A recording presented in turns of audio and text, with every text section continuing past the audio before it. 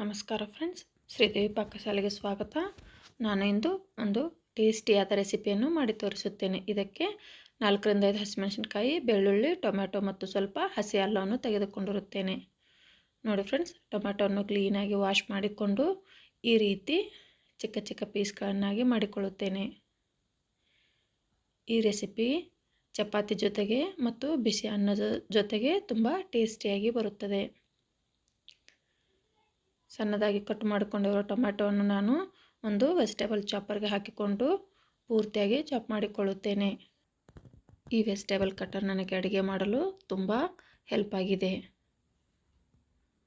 ನೋಡಿ ಫ್ರೆಂಡ್ಸ್, ಈ ರೀತಿ ಕಟ್ ಮಾಡಿರೋ ಎಲ್ಲ ಟೊಮೆಟೊವನ್ನು ಕಟರ್ಗೆ ಹಾಕಿಕೊಂಡು ನೀಟಾಗಿ ಇದನ್ನು ಚಾಪ್ ಮಾಡಿಕೊಳ್ಳುತ್ತೇನೆ. ಟೊಮೆಟೊ ಜೊತೆಗೆ ಸ್ವಲ್ಪ ಹಸಿ ಶುಂಠಿ ಮತ್ತು ಹಸಿಮೆಣಸಿನಕಾಯನ್ನು ಸೇರಿಸಿ ಎಲ್ಲವನ್ನು ನೀಟಾಗಿ ಚಾಪ್ ಮಾಡಬೇಕು.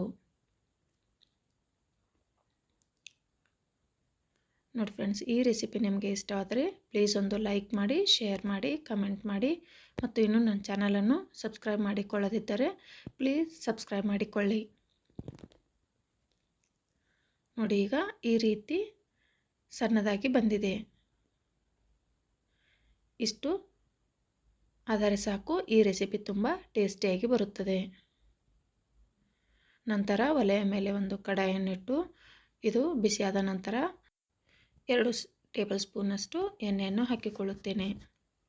ನೋಡಿ ಫ್ರೆಂಡ್ಸ್, ಎಣ್ಣೆ ಬಿಸಿಯಾದ ಮೇಲೆ ಅರ್ಧ ಸ್ಪೂನಷ್ಟು ಜೀರಿಗೆಯನ್ನು ಸೇರಿಸಿ ಜೀರಿಗೆ ಪೂರ್ತಿಯಾಗಿ ಚಟಪಟ ಅನ್ನಬೇಕು. ಅಂದರೆ ಮಾತ್ರ ಇದು ಟೇಸ್ಟಿಯಾಗಿ ಬರುತ್ತದೆ. ನಂತರ ಒಂದು ಗೆಡ್ಡೆ ಬೆಳ್ಳುಳ್ಳಿಯನ್ನು ನೀಟಾಗಿ ಸಿಪ್ಪೆ ಸುಲಿದು ಅವುಗಳನ್ನು ಈ ರೀತಿ ಚಿಕ್ಕ ಚಿಕ್ಕ ಪೀಸ್ಗಳನ್ನಾಗಿ ಮಾಡಿಕೊಂಡಿರುತ್ತೇನೆ. ನಂತರ ಇದಕ್ಕೆ ಒಂದು ಪಲಾವ್ ಎಲೆಯನ್ನು ಸೇರಿಸಿಕೊಳ್ಳುತ್ತೇನೆ. ನೋಡಿ ಫ್ರೆಂಡ್ಸ್, ಬೆಳ್ಳುಳ್ಳಿ ಸ್ವಲ್ಪ ಬಣ್ಣ ಚೇಂಜ್ ಆದ ಮೇಲೆ ಚಾಪ್ ಮಾಡಿಕೊಂಡಿರುವ ಟೊಮೆಟೊವನ್ನು ಸೇರಿಸಿ ಎಲ್ಲವನ್ನು ನೀಟಾಗಿ ಮಿಕ್ಸ್ ಮಾಡಿಕೊಳ್ಳುತ್ತೇನೆ.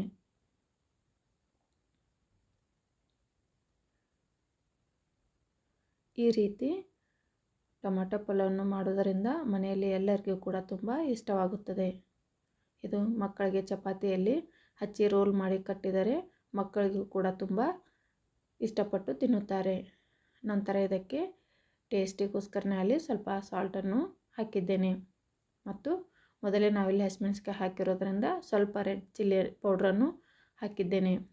ನಂತರ ಇದಕ್ಕೆ ಸ್ವಲ್ಪ ಗರಂ ಮಸಾಲವನ್ನು ಸೇರಿಸಿ ಚಿಕ್ಕದಾಗಿ ಕಟ್ ಮಾಡಿಕೊಂಡಿರುವ ಹಸಿ ಕೊತ್ತಂಬರಿಯನ್ನು ಹಾಕಿಕೊಳ್ಳುತ್ತೇನೆ. ನೋಡಿ ಫ್ರೆಂಡ್ಸ್, ಎಲ್ಲವನ್ನು ಹಾಕಿ ನೀಟಾಗಿ ಮಿಕ್ಸ್ ಮಾಡಿಕೊಂಡು 2 ರಿಂದ 3 ನಿಮಿಷಗಳ ಕಾಲ ಬೇಯಲು ಬಿಡಬೇಕು. ನಂತರ ಇದಕ್ಕೆ ಅರ್ಧ ಸ್ಪೂನಷ್ಟು ಸಕ್ಕರೆಯನ್ನು ಸೇರಿಸಿ ಲಿಡ್ಡನ್ನು ಕ್ಲೋಸ್ ಮಾಡಿ ಮತ್ತೆ 2 ನಿಮಿಷಗಳ ಕಾಲ ಇದನ್ನು ಬೇಯಲು ಬಿಟ್ಟರೆ ಈ ರೀತಿ ಪೂರ್ತಿಯಾಗಿ ಬೇಯುತ್ತದೆ. ನೋಡಿ ಫ್ರೆಂಡ್ಸ್, ಈ ರೀತಿ ಬೆಂದರೆ ಸಾಕು, ಇದು ತುಂಬ ಟೇಸ್ಟಿಯಾಗಿ ಬಂದಿರುತ್ತದೆ.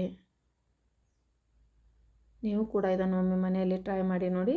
ಇಷ್ಟವಾದರೆ ಪ್ಲೀಸ್ ಒಂದು ಲೈಕ್ ಮಾಡಿ, ಶೇರ್ ಮಾಡಿ, ಕಮೆಂಟ್ ಮಾಡಿ ಮತ್ತು ಇನ್ನೂ ನನ್ನ ಚಾನಲನ್ನು ಸಬ್ಸ್ಕ್ರೈಬ್ ಮಾಡಿಕೊಳ್ಳದಿದ್ದರೆ ಪ್ಲೀಸ್ ಸಬ್ಸ್ಕ್ರೈಬ್ ಮಾಡಿಕೊಳ್ಳಿ. ನೋಡಿ ಫ್ರೆಂಡ್ಸ್, ಎಷ್ಟು ನೀಟಾಗಿ ಬಂದಿರುತ್ತದೆ.